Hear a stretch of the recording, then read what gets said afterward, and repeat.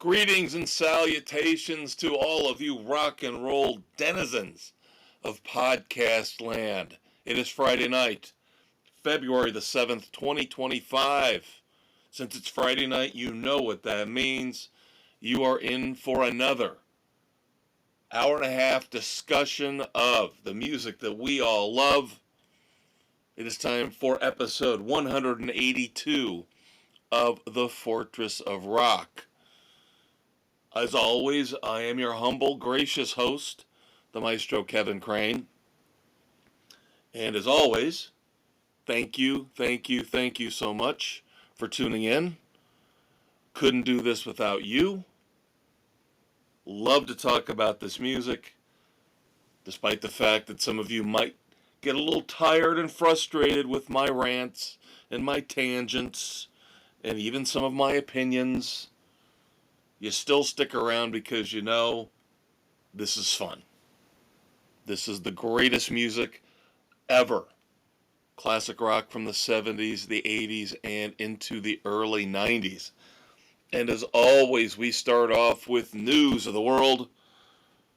Our look at what's going on currently in the world of rock and roll. And by the title, you can tell it is a tribute to Freddie Mercury and Queen.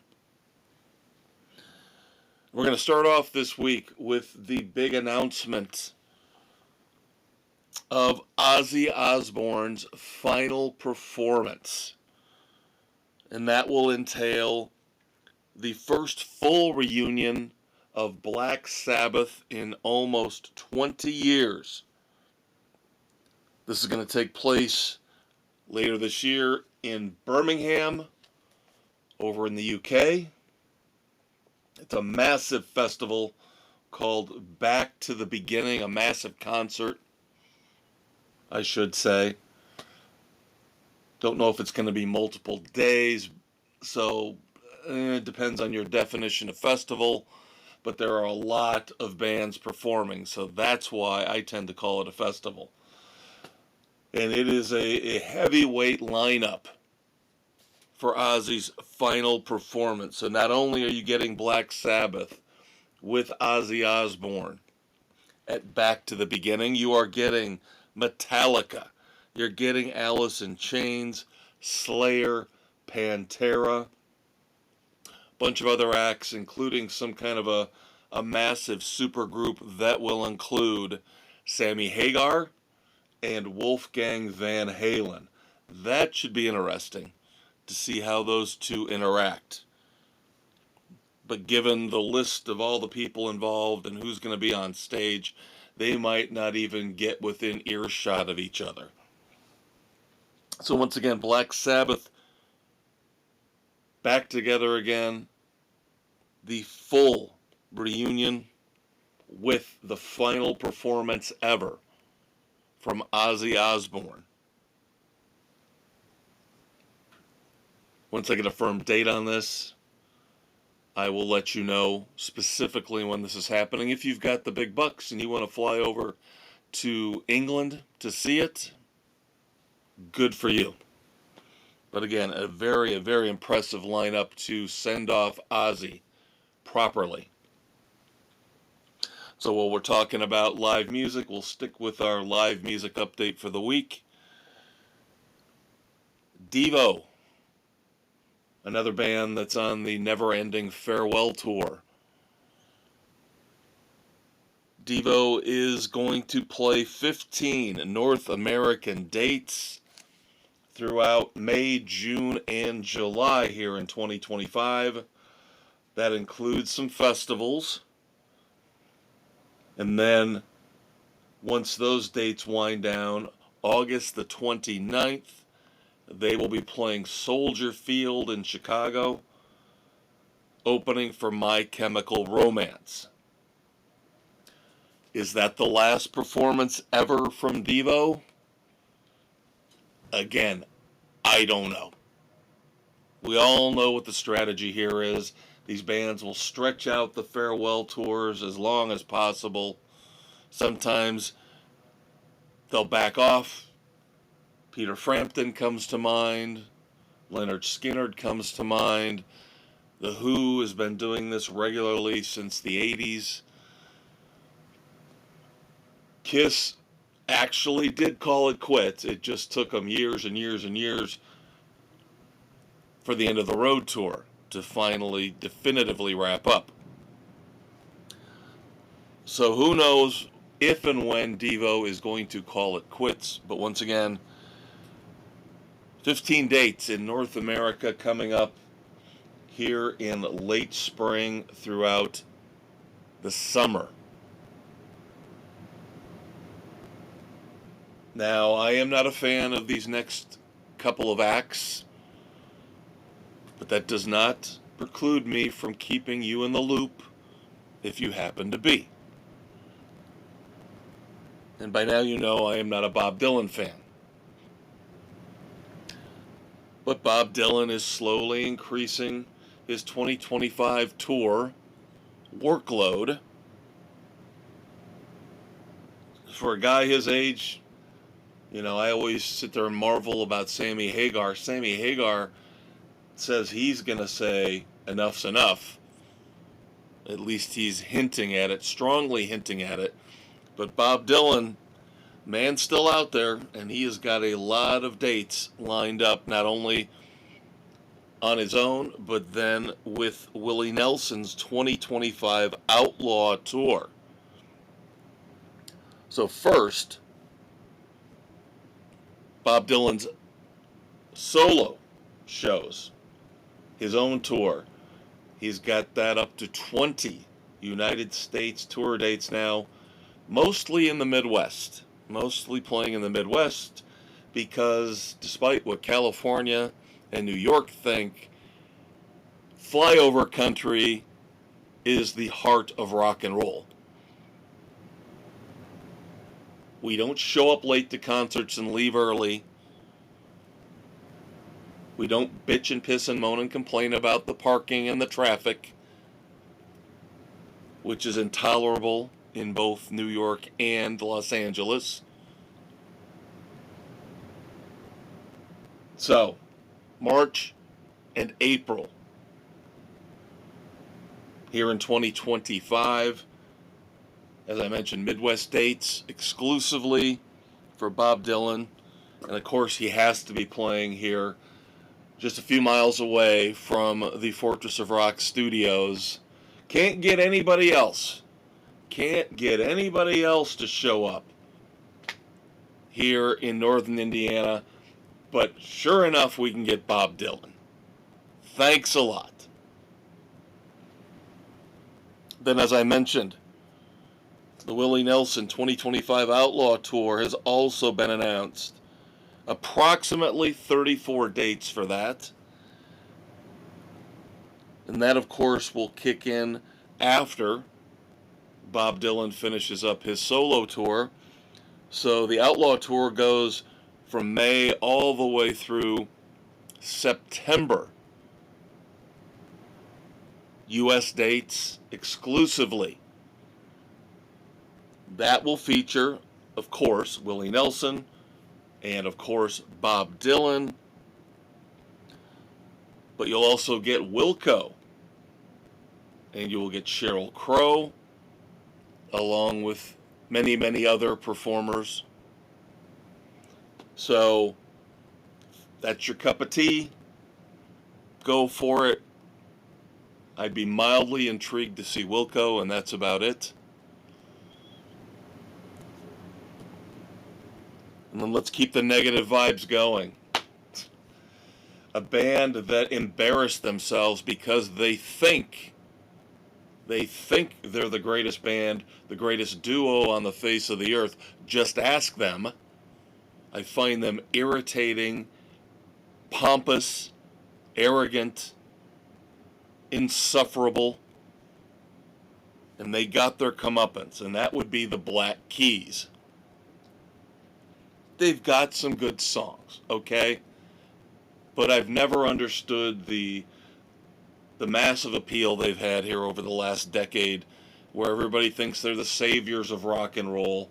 You listen to them in interviews, and you want to take a tire iron out and go to town on them because they are just so cocky. Now, you remember the debacle I'm referring to is they had to cancel their arena tour last year because nobody was buying tickets. Because number one, they're not as popular as they think they are, and number two, they were way, way, way overpriced. So they cancel the arena tour, they fire their management. Now the Black Keys are coming back. What they're claiming is the first leg of their 2025 tour, smaller, more intimate venues. Sounds like that makes a lot more business sense this time around. Much, much smaller venues for the Black Keys. The first leg of their 2025 tour. We're looking at 13 U.S. dates right now. May and June of 2025. Now, the tour is called the No Rain, No Flowers Tour. And people are saying that is going to be the name of a new album coming out very, very soon. Don't have anything definitive yet in terms of a release date for a new album. But they're saying, oh, well, because the last tour was canceled, we decided just to channel our frustration and energies into going back into the studio and doing another album. That's awesome. That is absolutely awesome, and I wish more bands and more performers would do that. So again, it sounds like the album will be No Rain, No Flowers, coming out at some point in 2025 from the Black Keys. And we do have a song. We do have a new song from them. We'll discuss that more at the end of this episode. And then finally, in tour news, I'm still bitter to a certain extent. I'm a realist, but I'm not going to go off on another tangent about how the concert industry is trying to destroy itself from the inside out.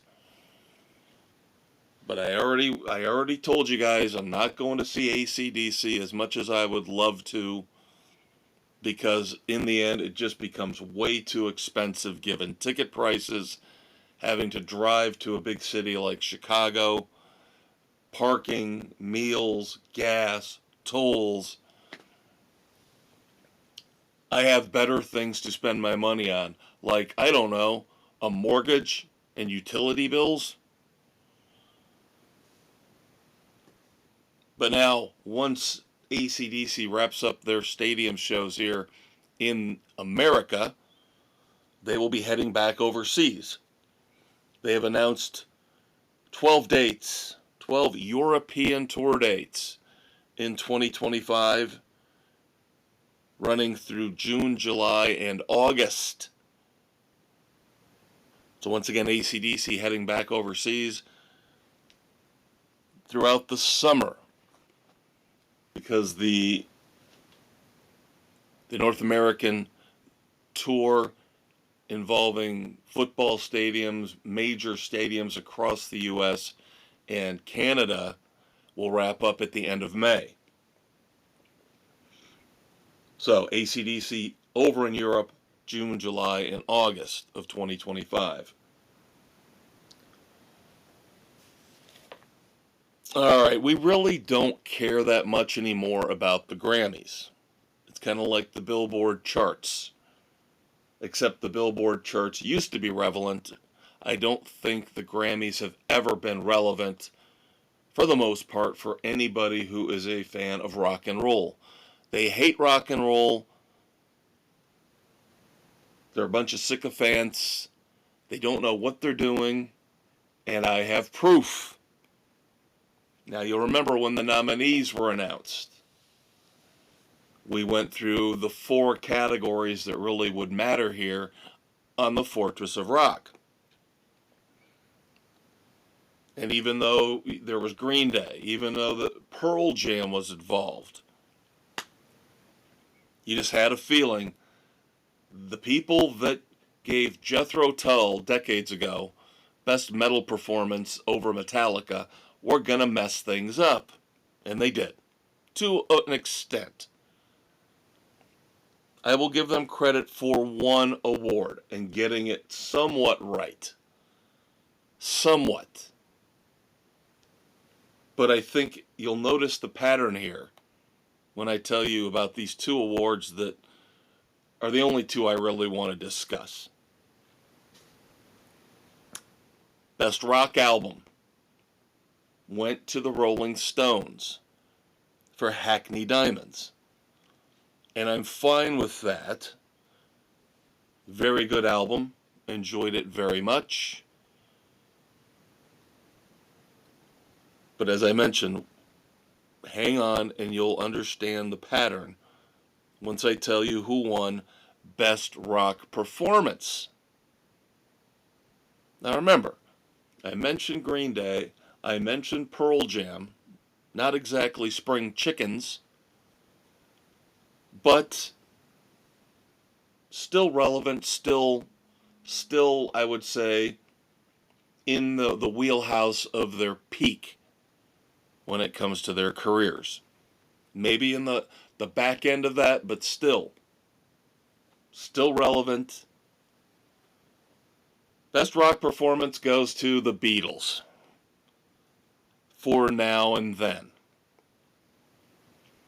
Now first, we're talking about a song that was created with AI through the use of computers. That is sad and that is pathetic. That you're going to take the best rock performance and vote for a song just because it's the Beatles. A song that was put together using pre-recorded pieces from John Lennon, pre-recorded pieces from George Harrison, and then you stick Ringo Starr and Paul McCartney in there, piece it all together, patchwork it all together, come up with a song, and you go, wow, greatest song of the year, best performance of the year. Come on. Come on.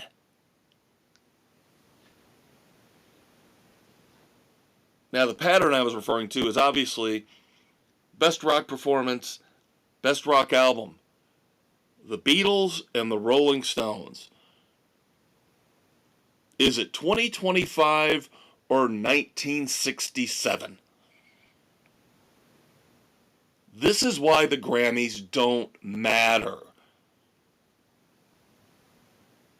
On top of the fact that they push these rock awards to the beginning of the show because they're going to claim nobody cares, let's get them out of the way early because all we want is the rap and the hip-hop stuff.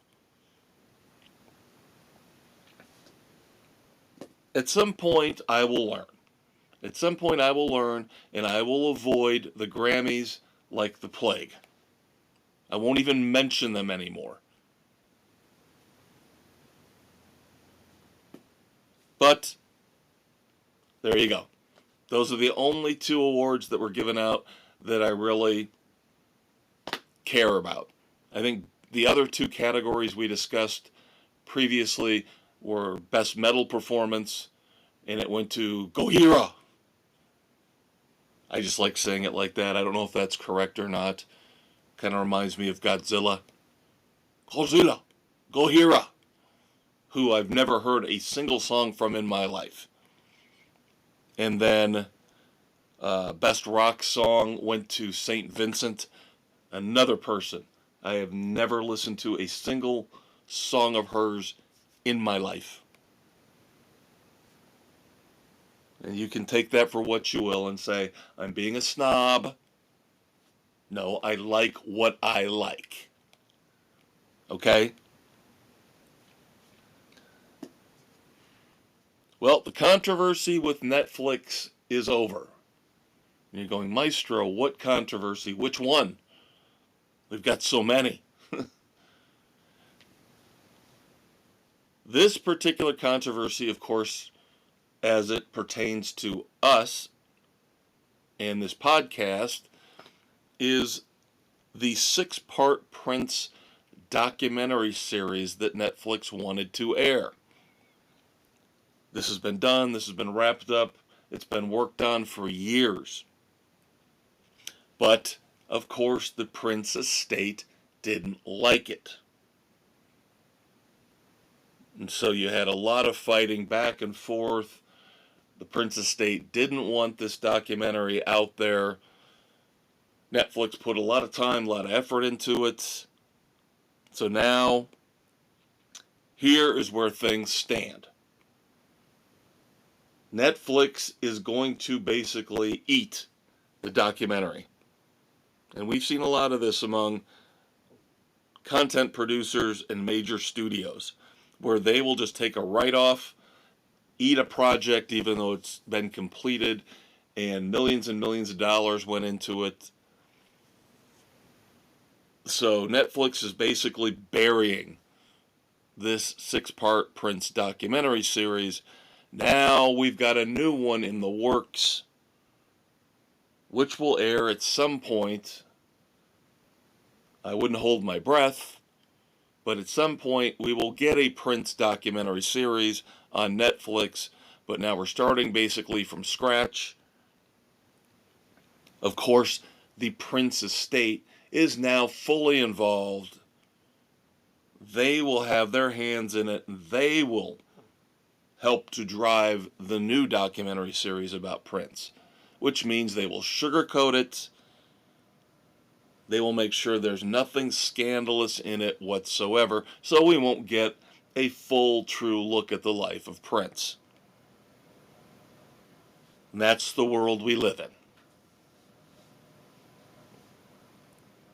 Record Store Day. Record Store Day is going to be April the 12th, 2025. Now, I do believe they're doing 2 a year still, so you'll basically have another Record Store Day on Black Friday. But your first Record Store Day of 2025, again, April the 12th, will feature some very interesting recordings being released, featuring John Lennon, Roger Waters, David Bowie, and Judas Priest, among many, many others. And of course, most of the really unique stuff that comes out on Record Store Day. Now, for me personally, I would prefer some exclusive CD releases, but almost all of it is vinyl.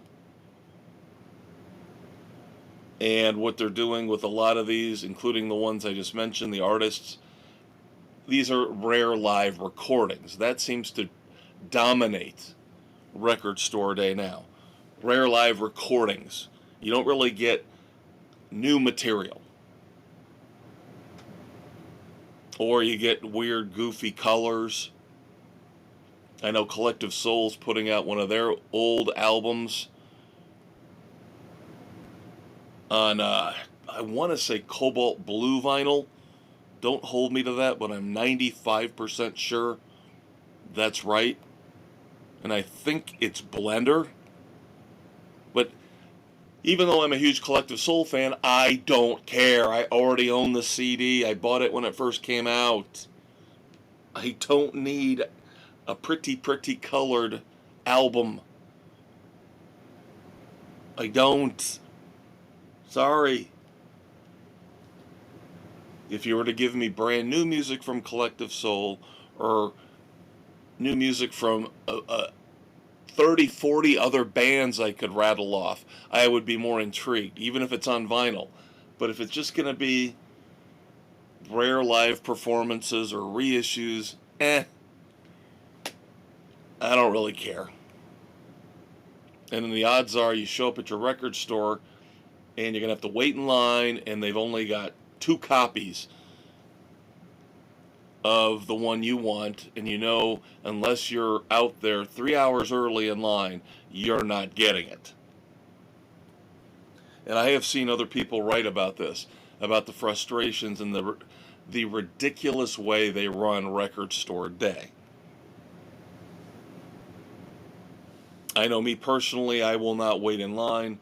I've gone to Record Store Day a couple times, but waited until the afternoon. And if they didn't have anything that interested me, I'm like, oh well. I got one album at Record Store Day. Those 2 trips resulted in one purchase, which was connected to Collective Soul, by the way. It was an album called The Living Room, which was a band that Ed Roland put together. Ed Roland, of course, the frontman for Collective Soul, as a Cars tribute. Although all the songs were new. This is what I'm saying about new material. And it's a great, great album. A great album. He basically put together a band that sounds like the Cars, vintage Cars. But they did all new songs. It's great. Never came out, as far as I know, on CD. So that should be the kind of stuff coming out on Record Store Day. Then finally, in News of the World, sticking with new music, you guys know I love my Triumph. I love Triumph. No, we're not getting Triumph back together. That would have been the top story if Triumph was getting back together. No, we're getting a bizarre, weird kind of release from Rik Emmett.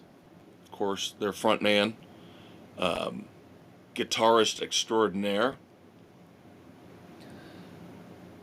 10 Telecaster Tales is coming out. Well, let me tell you the various release dates and explain. So 10 Telecaster Tales is a very odd release in that, all right, coming out March the 1st, and you have to track down Rik Emmett's exclusive store online. Coming out March the 1st is the Deluxe Limited Edition. Only 200 copies. Last price I saw, $150 a pop. Now, it's a book. From what I can tell from the description, the book is a discussion of Rik Emmett's methodology, the way he records, the way he listens to, the way he produces and engineers music. Now, this is the part that I cannot understand at all.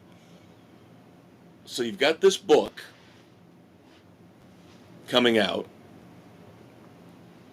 and I love Rik Emmett. It just sounds like it's a little too diehard. I'm not a musician, so if you're a musician, I think you'd get more out of it than the normal regular fan like me. But this deluxe edition that's going for $150 will be the book, which I believe is roughly 200 pages. Now, I do believe this version of the book, whereas you can jump on Amazon and the book's out there already, and I'll get to that in a second, that's a trade paperback. That's basically an oversized paperback. This deluxe edition, as you would expect with that price tag, is a faux leather-bound edition. So it's got a much nicer binding to it to help make it worth the extraordinary cost. And also, this is the part that I don't get. So there is what he's calling a soundtrack and accompanying companion CD that goes along with the book. From what I understand, the CD will not ever be released, at least until all of these deluxe exclusive editions are gone. So he's saying you're only getting 200 CDs, manufactured, printed up, that will be included with the deluxe edition, the leather-bound edition of the book.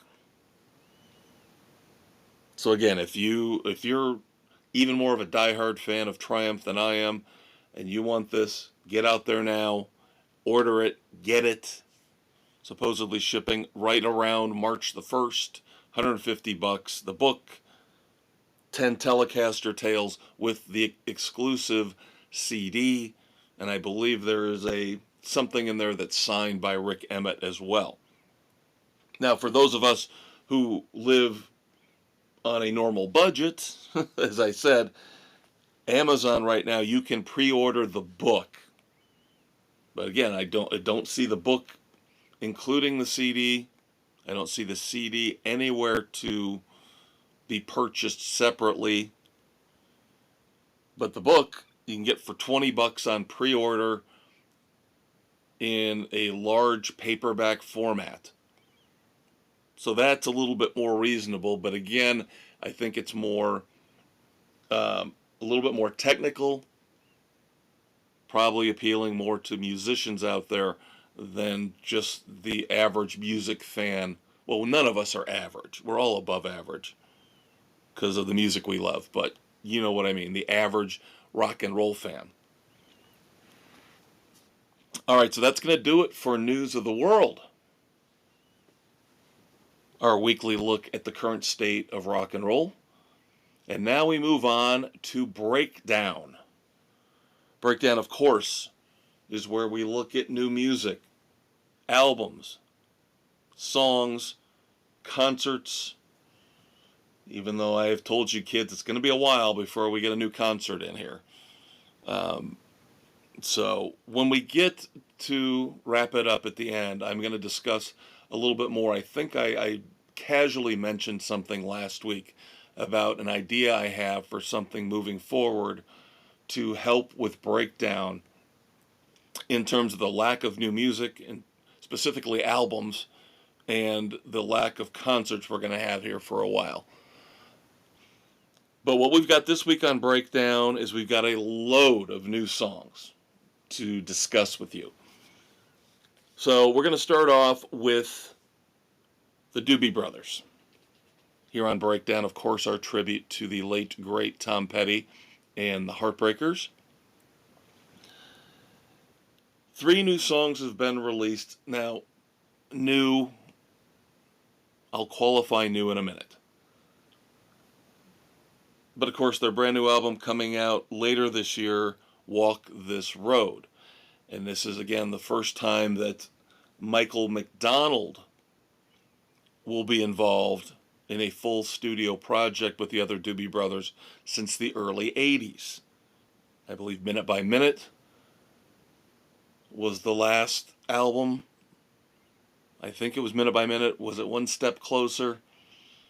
Sorry, I'm a little fuzzy on which one was the last Michael McDonald Doobie Brothers album. But now, you know, Michael McDonald rejoined the Doobie Brothers years ago for an extensive concert tour. They're still out there touring, and now they've put together a full album.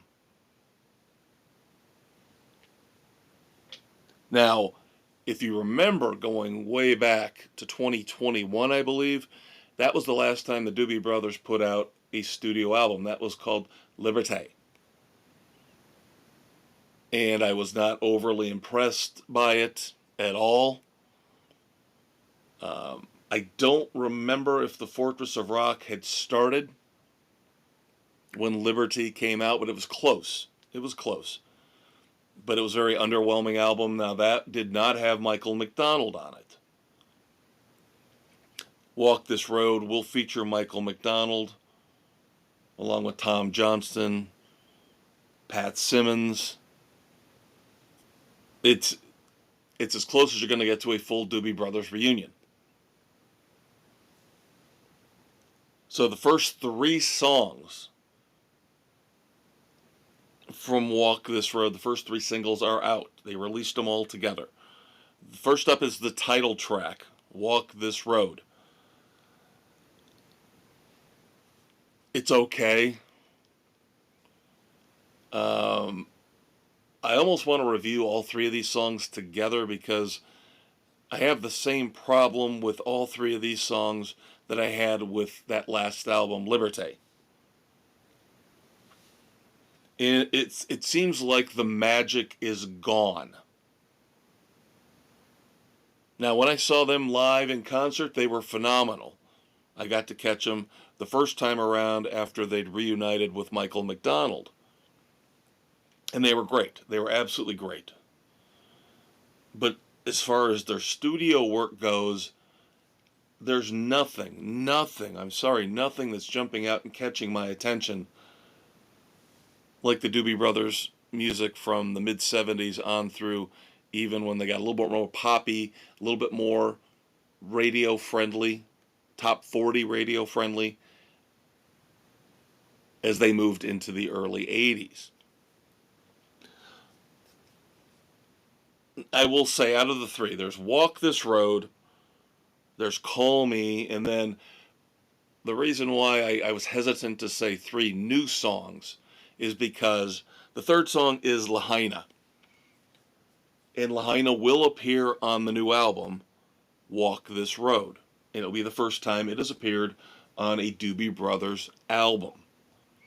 But Lahaina was actually released back in 2023 as part of a benefit, a relief effort.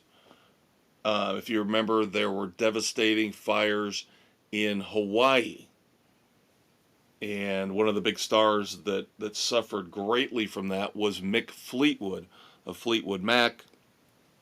So the Doobie Brothers stepped in, put together this song as a benefit single to try to help.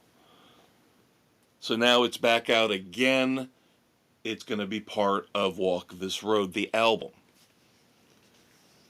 So some of you may have already heard Lahaina. If I had to rank these three songs, I would say by far Call Me is the worst. Call Me sounds like the most generic adult contemporary garbage you could put out there if you're the Doobie Brothers. It's just, it doesn't appeal to me at all. And I tend to have a soft spot in my heart for adult contemporary music, yacht rock, whatever you want to call it. But when it goes this far down the generic poppy, saccharine sweet road, I can't take it. And that's why a lot of people will mock and make fun of adult contemporary music, because it already doesn't really have an edge to it. And then when you decide we're not just going to soften the edges, we're going to obliterate and destroy the edges and buff them all out. That's what Call Me makes me think of. Walk This Road's a little bit better. A little bit of a gospel tinge to it. Features Michael McDonald on vocals, along with, I believe, Mavis Staples. And it's okay. It's okay. It's not as offensively dull as Call Me. And then I will say the same thing about Lahaina, which again features Michael McDonald. You'll note I have not mentioned that about Call Me, because I do believe Tom Johnston maybe is the lead vocalist on that one. Lahaina is a little bit more of a moody meditation. It almost sounds like it could be a weak Hawaiian interpretation of Black Water. That's about the best I can say about it. So if you haven't figured it out by now, I don't like any of these three songs. I will not be purchasing, because I still buy physical CDs. I'm one of the few, the proud. I'm like the Marines. Semper Fi. I want the physical CD. any chance I can get it. So I canceled my order. I had it pre-ordered on Amazon. Canceled it. I'm like, nope, I'm not spending $13 on this. Now, when it comes to our podcast here, I will probably still review it because it wastes a little bit of my time. I can do other things while I'm listening to it. Doing it as a service to all of you out there. I will take the hit. I will bite the bullet. And hopefully, some of the other songs on Walk This Road will be better than these first 3 singles. Let's move on to Billy Gibbons. Billy F. Gibbons, as he likes to call himself. Of course, Billy Gibbons, the frontman, guitarist extraordinaire for ZZ Top. Now, he's been doing a lot more in terms of recorded music. There is a rumored ZZ Top album on the way, but Billy Gibbons has been doing a lot more with his other band, the BFGs, in terms of putting out songs, putting out albums than ZZ Top has. The latest is Living It Up Down in Texas. Could this be part of a new album from the BFGs? Sounds like it could happen. This supposedly, now I have watched the Paramount Plus show Landman, and if you have not, check it out. It's extraordinary. Billy Bob Thornton. Supposedly this song was featured in the last episode. I cannot remember hearing it in the show. Maybe I was distracted.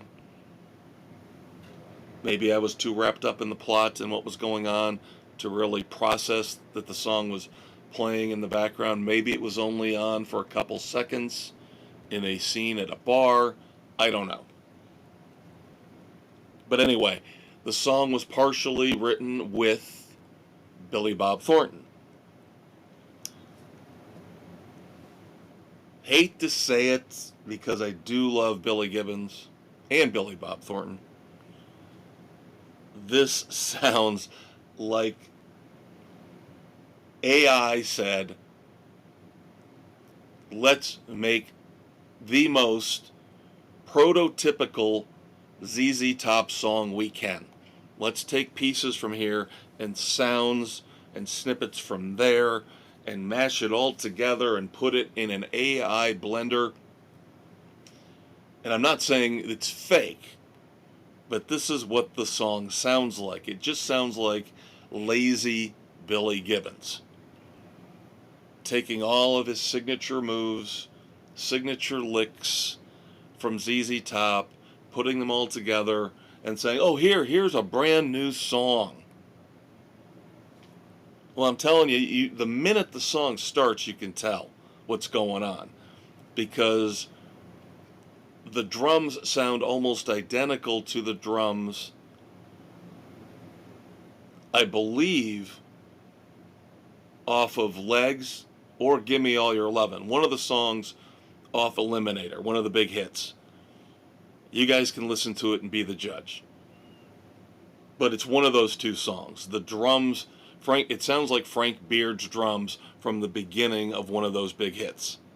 Almost identical. And then the rest of the song just feels like somebody took a ZZ Top template, said, here you go. Fill in this, add this, copy this.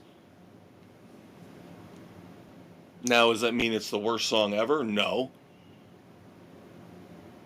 Microwaved.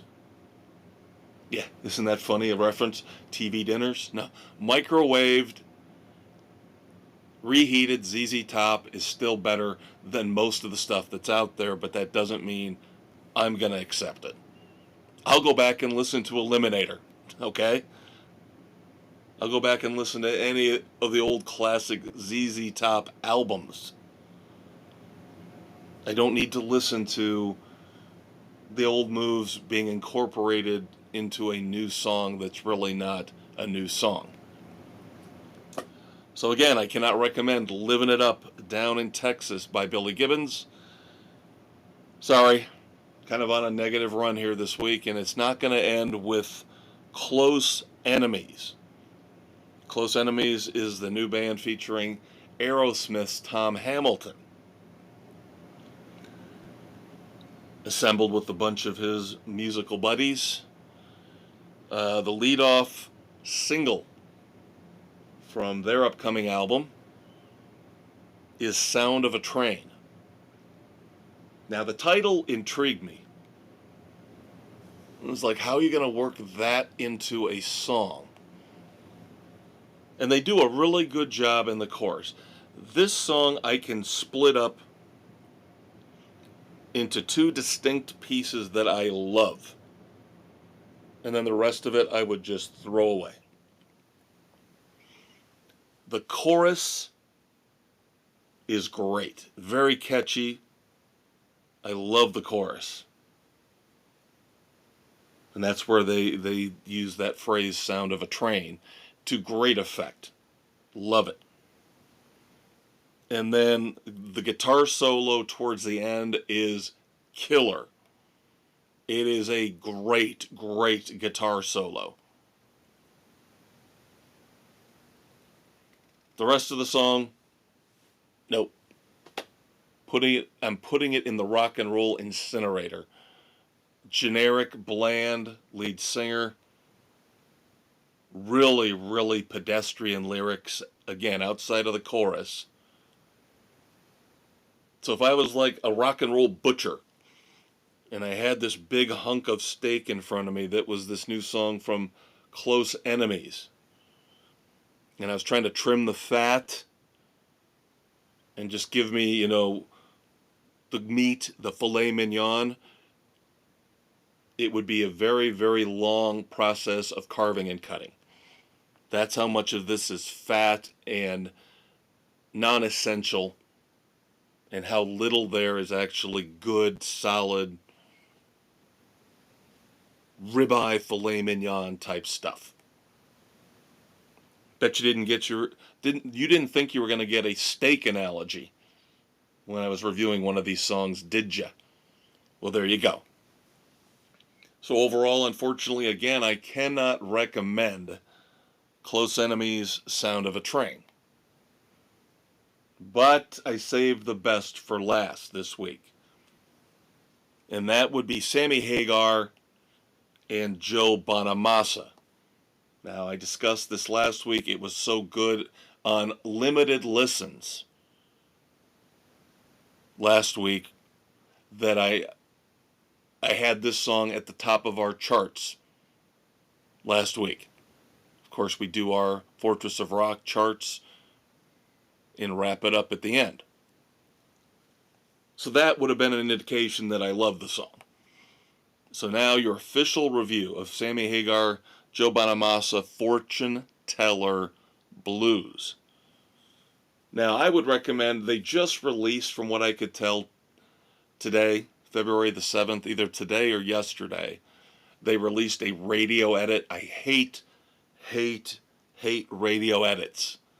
Some of the greatest songs of all time, My Sharona by the Knack, comes to mind. Some of the greatest songs of all time have been destroyed or lessened by radio edits. So I have not listened to the radio edits. I am still listening to the full 6+ minute version. And it's really good, kids. Now, I have never had a chance to get into Joe Bonamassa. I've listened to him a little bit. I've listened to almost anything and everything Sammy Hagar has ever put out. This is very, very basic, slow burn blues song. I just thought it was phenomenal. I'm a sucker for a good blues song. And Sammy's voice is gravelly, but he still sounds great. And he's phenomenal on this song. And Joe Bonamassa's guitar work is solid as a rock. Like I said, it's over 6 minutes long, the full version. They claim that this is the only collaboration that they're going to do together, which is a shame. I would love to hear more from these two. But Sammy Hagar kind of is ADD when it comes to working with other rock musicians. He's like the dog who sees a squirrel. He can't work with one group of musicians for too long without something having to shift and change. Michael Anthony being the only exception, as it seems like he and Mikey have gotten along ever since Sammy joined Van Halen. But again, get on YouTube, watch the video, get on Spotify, get wherever you stream your music. Listen to Fortune Teller Blues by Sammy Hagar and Joe Bonamassa. You will not be sorry. It is exceptional. I know it's early in the year. We're only 5 weeks in, 6 weeks in, roughly, into 2025. But Fortune Teller Blues is easily one of my top 2 or 3 songs that have been released here in 2025. So see, you get a positive review at the end of Breakdown after all the negative stuff. So I will say, stay away from the Doobie Brothers, the 3 new songs off of Walk This Road. Stay away from Billy Gibbons, Living It Up Down in Texas. Stay away from Close Enemies, Sound of a Train. And then indulge completely in Fortune Teller Blues by Sammy Hagar and Joe Bonamassa. And when I say stay away, you know I'm kind of qualifying that. I'm just saying I can't recommend them. I said there's good things in Close Enemies, Sound of a Train. If you're a ZZ Top fan, you will find a way to love Living It Up Down in Texas. I think you'd have to be a diehard to really listen to it and say, wow, this is something new and different and cool. The only one I would really say in bold neon letters stay away from are the Doobie Brothers songs. So with that being said, it is time to shift our focus. We've looked at the present day state of rock and roll when it comes to music news and music reviews. Now it is time to head out. Take a stroll out to the garage here at the Fortress of Rock. My man, Doc Brown, waiting for me in the rock and roll DeLorean. We're going to fire that sucker up, go into the rock and roll time stream. It is time for I Wanna Go Back. All right, we are up, getting up to speed in the rock and roll time stream. I climbed into the car, buckled in. Doc Brown's got the DeLorean, fired up, we're going. Takes a couple minutes, though. Takes a couple minutes to get up to speed, so while we're doing that, I will, of course, have to do it every week. Got to take care of some business. So first up, you found us somewhere, and as always, I am extremely appreciative and glad that you did. But you have options and you have choices, something that in many aspects of our society is in short supply.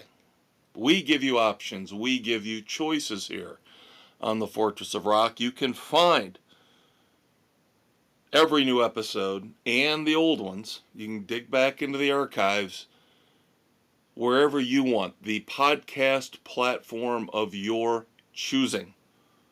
Spotify, Pocket Cast, Apple, iHeartRadio, Overcast, Amazon Music, Castbox, Audible, and Good Pods. Don't forget to check out the Facebook page. Starting tonight, Friday night, February the 7th, fun stuff going on. It's Super Bowl weekend. They're down in New Orleans, so Let's party. Let's have some fun. Now, every Friday night we do the Weekend Rock Project on our Facebook page.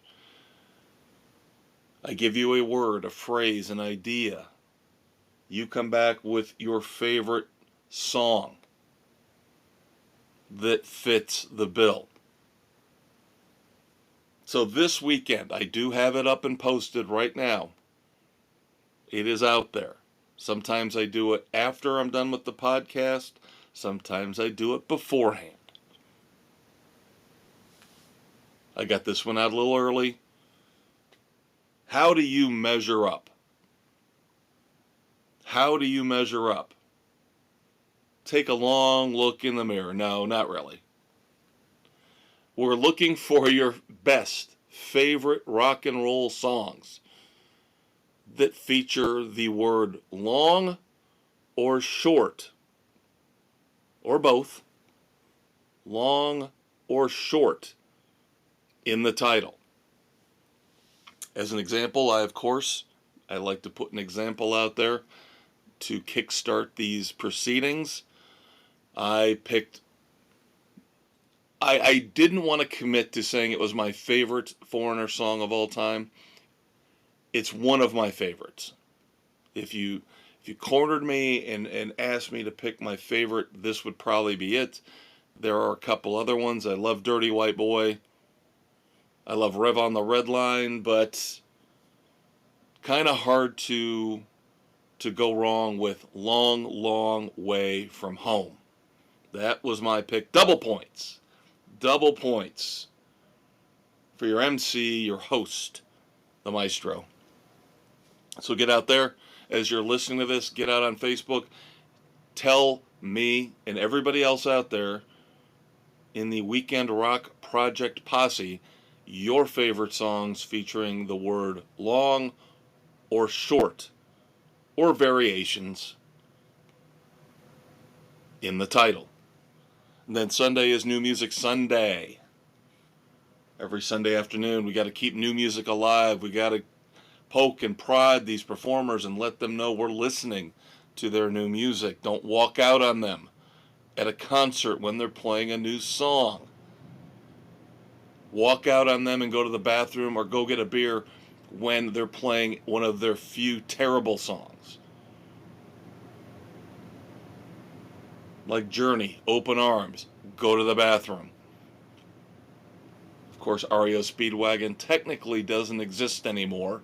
So Kevin Cronin, Can't Fight This Feeling, go get a beer. Don't walk out on the new stuff.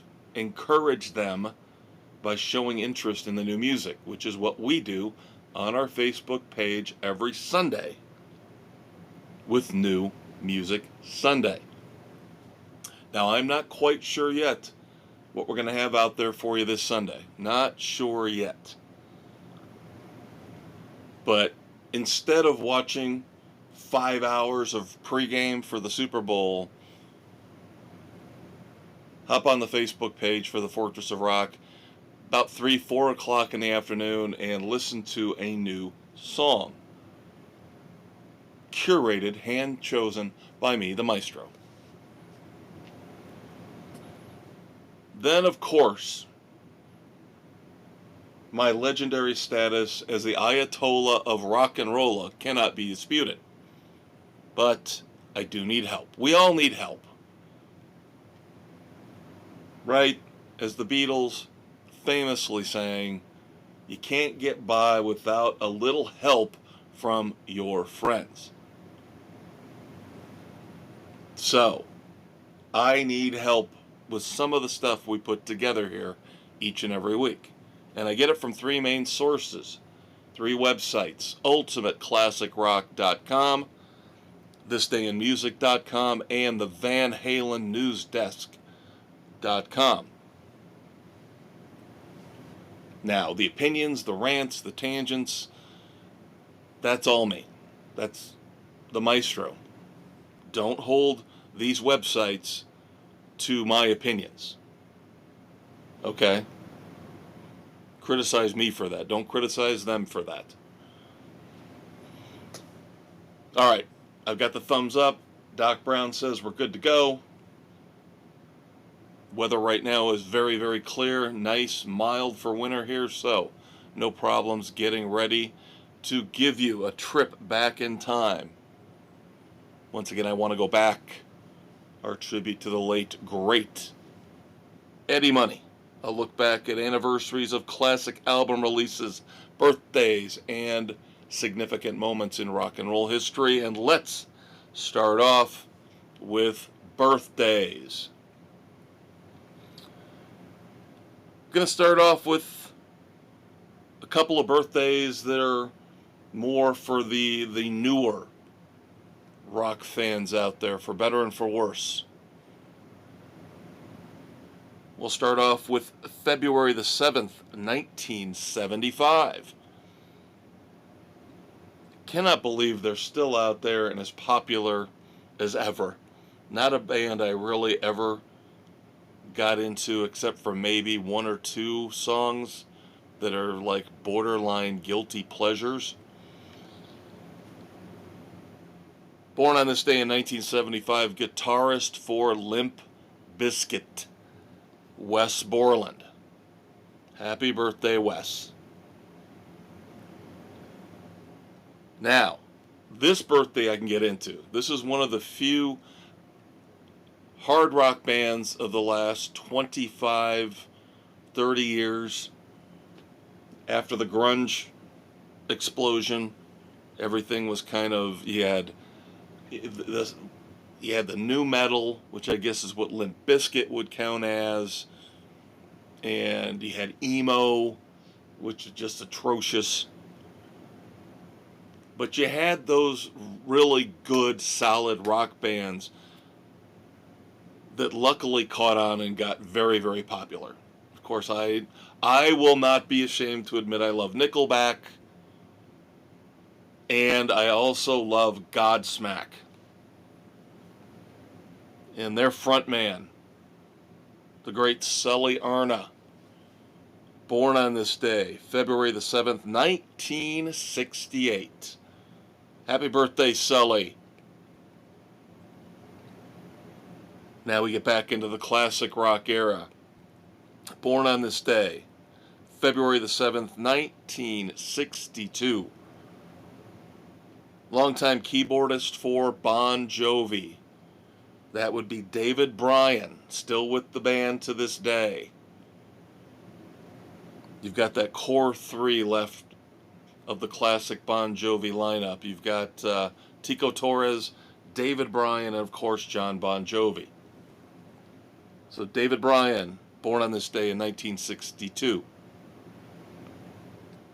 Also born on this day, February the 7th, 1962, one of the most popular, if not the most popular country artist of all time. That would be one Garth Brooks. Garth Brooks, born on this day in 1962. Then finally in birthdays, February the 7th, 1948. Another keyboard player, this time from Three Dog Night. Jimmy Greenspoon, born on this day, again in 1948. Keyboard player for Three Dog Night. Now we'll move on to anniversaries. So, birthdays, not overly impressive maybe. Very average. Couple good ones in there, couple a little bit more obscure. Our anniversaries here for February the 7th. This, in terms of rock and roll anniversaries, very significant day in rock and roll history. So it's going to take a few minutes here to get through our anniversaries for February the 7th. We will start off last year, and we reported this, of course, on the Fortress of Rock, February the 7th, 2024. Henry Fambro from The Spinners passed away. Now bear with me here, there are there's a little run here on, unfortunately, death before we move on to other topics. On this day, February the 7th, 2015, Joe B. Malden, bass player for the Crickets, of course, Buddy Holly and the Crickets. Unfortunately, Joe B. Malden passed away on this day in 2015. On this day, February the 7th, 2000, the man known as Lonesome Dave, Dave Peverett, frontman for Foghat, vocals and guitars, he unfortunately also passed away on this day in 2000. Here's a little bit of an obscure one, and then I promise you we're ending the run of death here in our anniversaries. But I thought this was a little fun, a little bit different for us on this day, and I'm not trying to say death is fun, okay? Don't take it that way. On this day, February the 7th, 1985, Matt Monroe passed away. Now, some of you out there are probably saying, who is Matt Monroe? Matt Monroe, among many, many other songs that most of us don't know, let's be honest. Most of us don't know most of the catalog of Matt Monroe. Now, back in the day, we're going back to the 50s and the 60s, even into the 70s, he was known to have one of the greatest, best voices around in the world. Now, the two songs that we would probably be, you and I, would be most familiar with are both from movies. Born Free. Yes, that is Matt Monroe. And believe it or not, that song, ever since I was a kid, has stuck with me. And even though I didn't know Matt Monroe sung it, I can kind of connect the dots now, here doing the research on him, because it is such a phenomenal performance, a majestic, melodramatic, in a good way, performance. So listen to Born Free, and that is, listen to the original version, that is Matt Monroe. And then the other song we would know him from is, I'm a huge James Bond fan. So I have a collection of all of the original Bond themes. I'm not sure if the final movie, No Time to Die, is on there, but every other one is.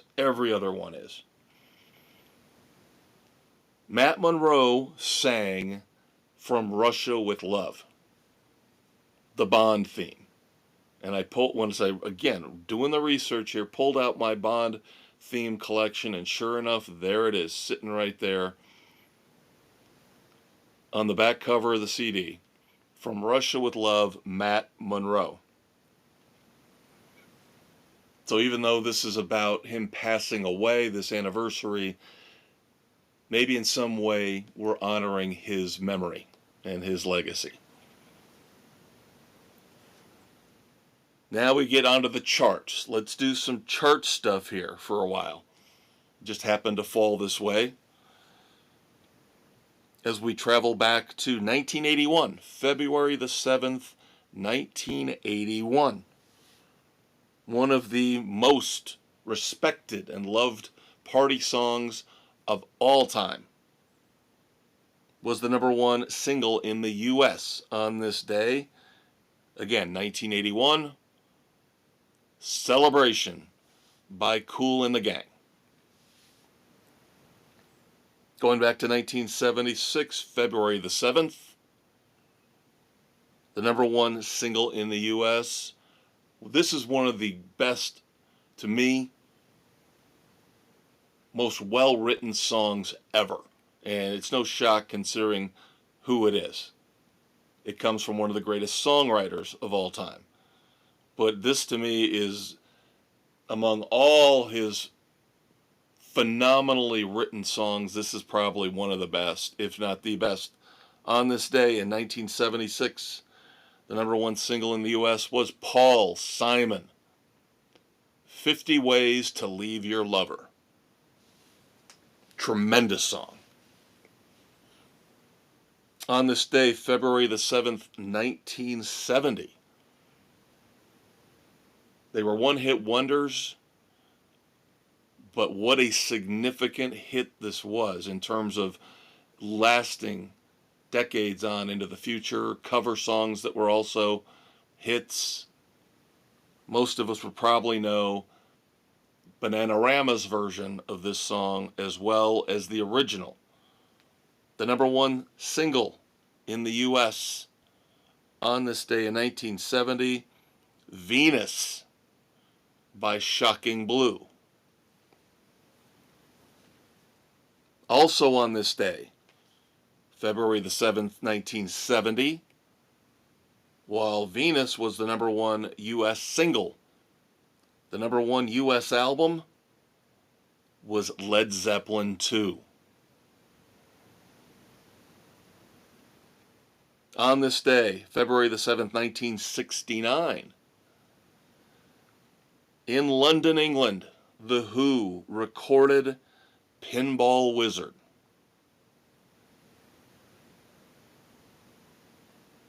On this day, February the 7th, 1964, the images are iconic. The grainy black and white footage. I don't think it was in color. I think it was in black and white. Of the plane landing in New York. And the Beatles arriving for the very first time in the United States. Yes, that was on this day, February the 7th, 1964. And let's do some more Beatles anniversaries for you. At least one more. We'll go back another year, February the 7th, 1963. The first U.S. Beatles single was released, Please Please Me. Again, Please Please Me released in the U.S. on this day.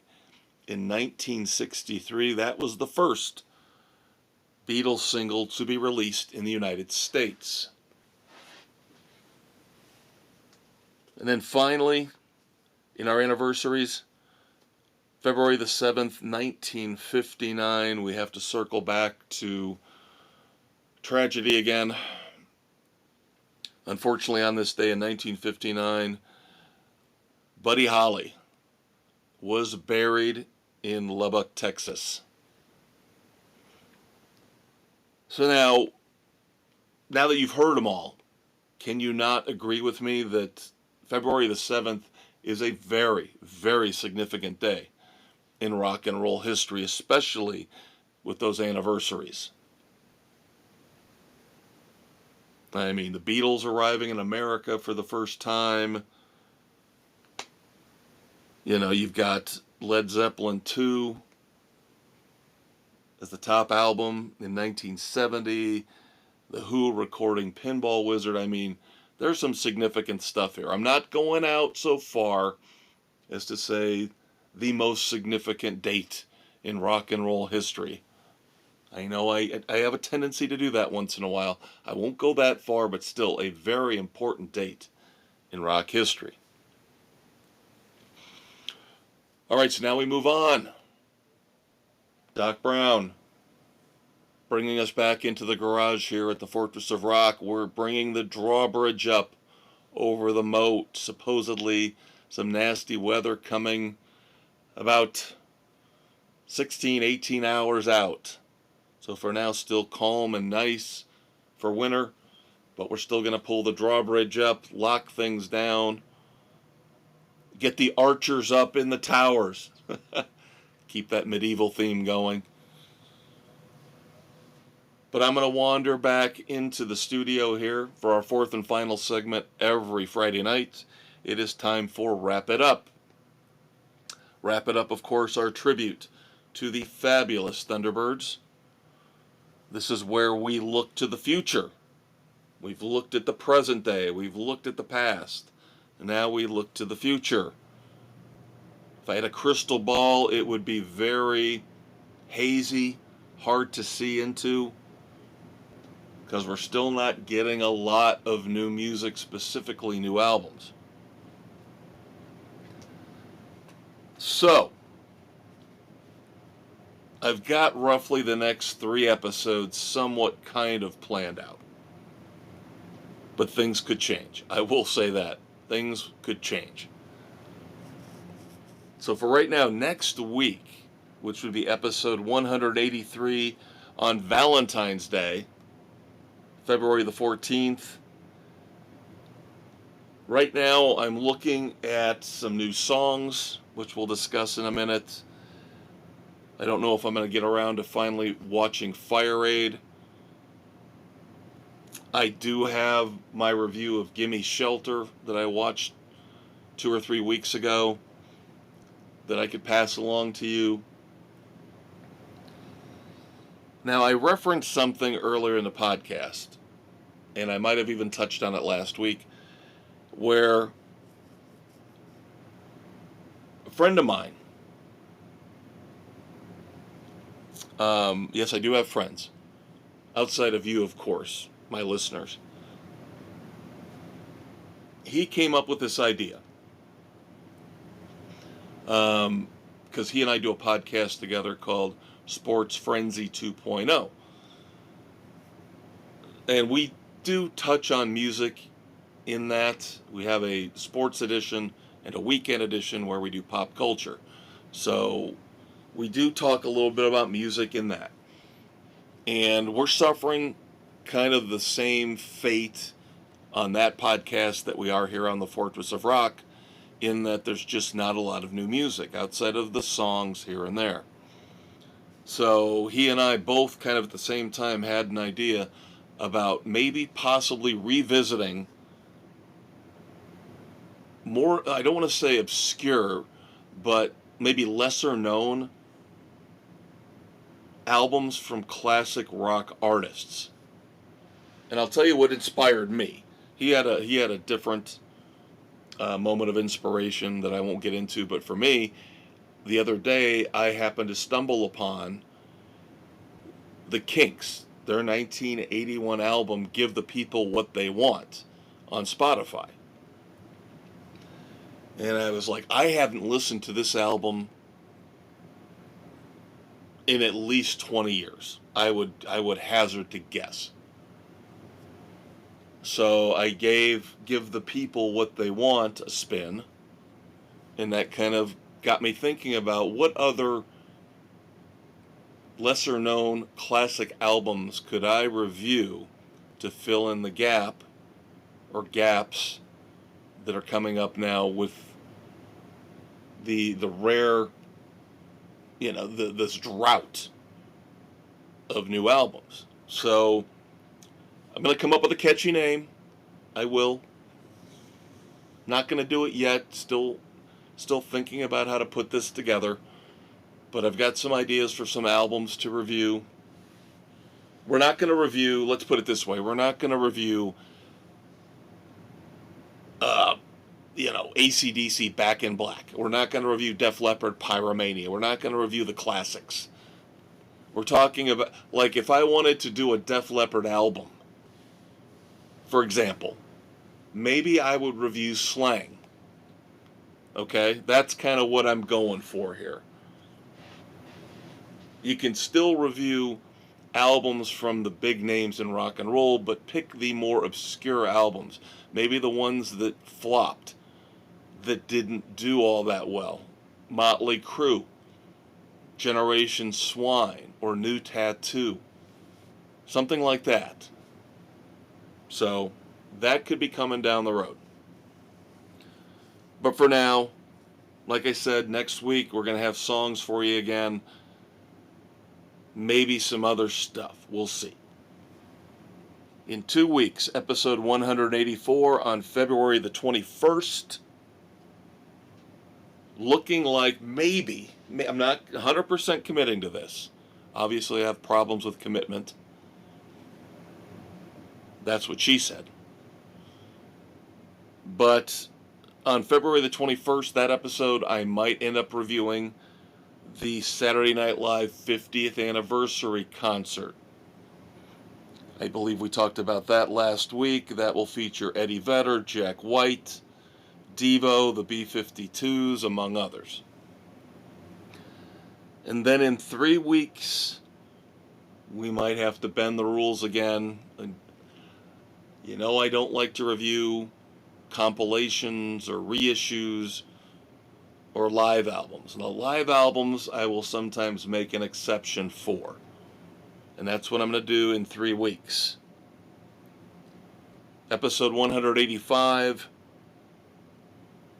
dropping on February the 28th, looking like I'm going to give a review to you of the new Dirty Honey live album, Mayhem and Revelry Live.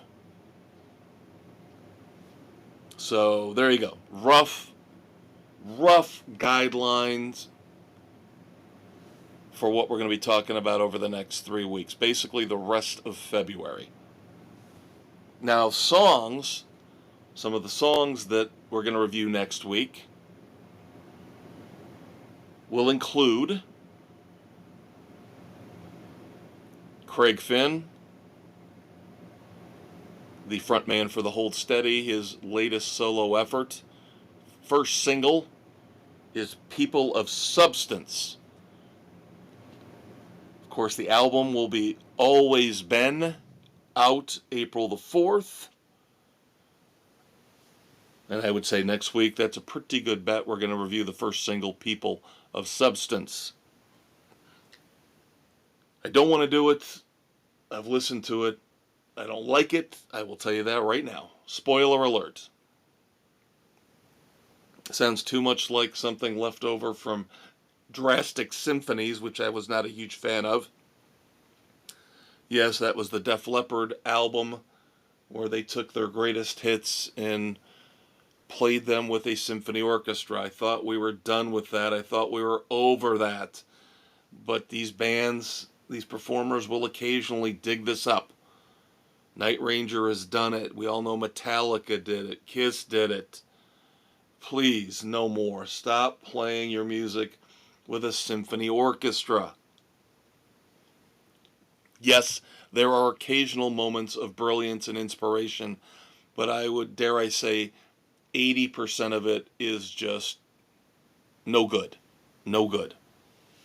And this is an example. Def Leppard, now it's for a good cause. It's to benefit the victims of the LA wildfires. Their cover of Benny King's classic Stand By Me. Oh boy, Def Leppard better come back soon with something hard rocking for me. Otherwise, I'm starting to lose a little respect for Joe Elliott and the boys. Speaking of hard rockin', LA Guns. New album Leopard Skin coming out here in a couple months. The first single is finally out. Taste It by LA Guns. We'll have that for you here very, very soon on the Fortress of Rock.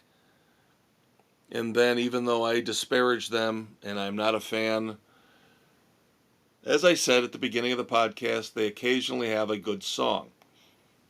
So I might give the new song from the Black Keys a shot. The song is called The Night Before. So, if I'm in the mood, feeling generous, I might be reviewing the Black Keys The Night Before for you here in the coming weeks. And hopefully we'll see some new songs pop up here Usually they're out every Friday, but we get some that come up midweek. Hopefully by next Friday we'll have 3 or 4 new songs for you on top of those that I just mentioned. And that leads us into, last but not least, our tribute to the Billboard charts. You know the story, very influential to me growing up. Casey Kasem, America's Top 40, all that stuff. Sitting by the radio Sunday morning from 10 to 2, listening as Casey Kasem counted down from 40 to 1. Well, we're not doing that.